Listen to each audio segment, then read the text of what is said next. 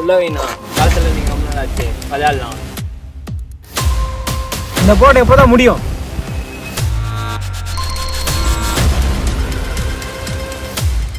பாருங்க சார்.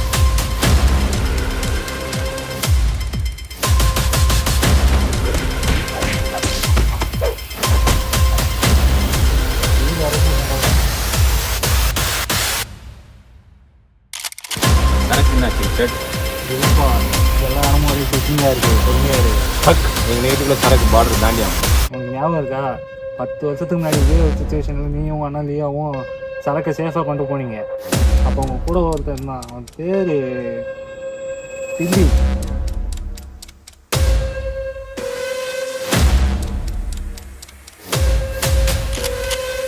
என்ன ரிச்சர்ட், ஆரம்பிக்கலாமா?